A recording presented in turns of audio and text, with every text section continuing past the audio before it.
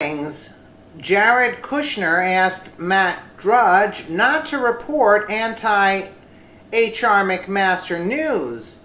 H.R. Mcmaster is under fire from conservative media outlets for purging America First-oriented officials and his anti-Israel bias. Former Trump campaigner, manager, and InfoWars host Roger Stone tweeted Monday that Special Advisor to President Trump, Jared Kushner, asked Drudge Report founder Matt Drudge not to report negative coverage of H.R. Mcmaster.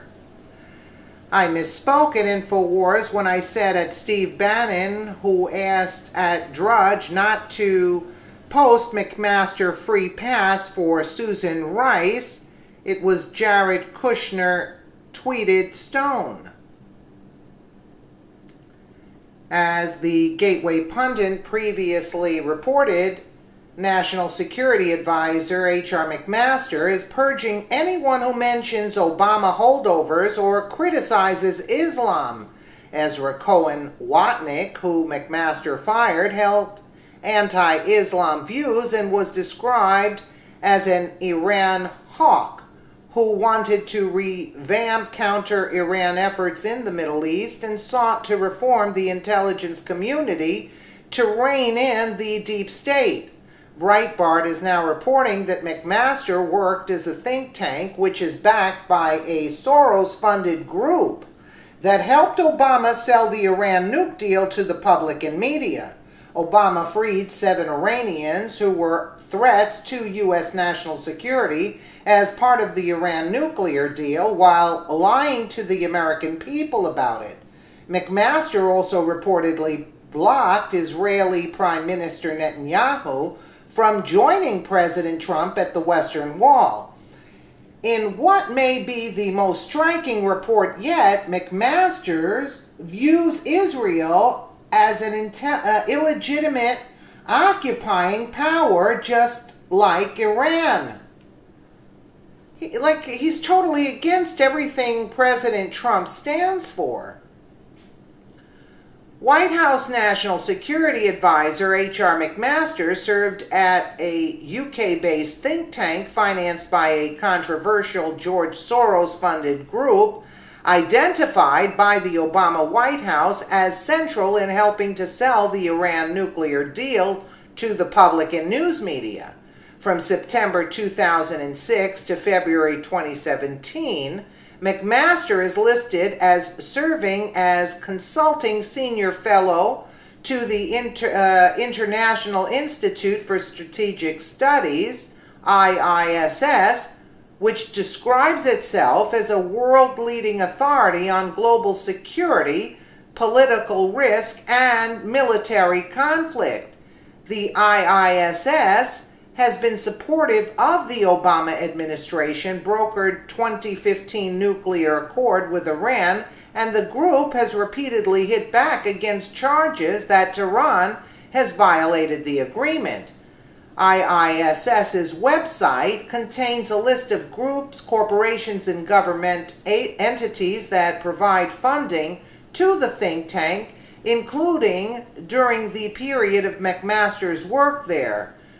Curiously missing from the page of donors, however, is the controversial Plowshares Fund, a grant-making group identified last year by the Obama White House as central in helping to market the Iran nuclear deal to the news media.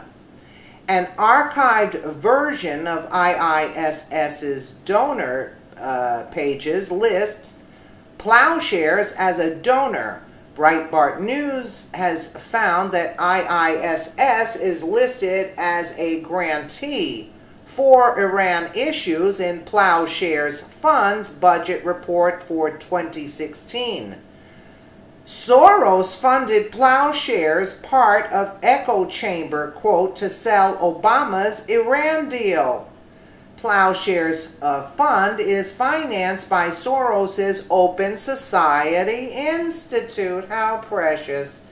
The involvement of Plowshares in selling the Iran agreement to the public was revealed in an extensive New York Times Magazine profile of Obama's former Deputy National Security Advisor, Ben Rhodes, titled "The Aspiring Novelist Who Became Obama's Foreign Policy Guru." The article contains interviews with Rhodes and scores of top Obama administration officials. Read the full report by Breitbart here. If you thought Barack Hussein Obama's Iran nuclear deal was bad, take a look at the underbelly of it. As the Gateway pundit previously reported, Obama once again lied to the American people, claiming the Iranian prisoners he was giving clemency to merely violated economic sanctions. In reality, these 7 Iranian prisoners he freed were a threat to U.S. national security.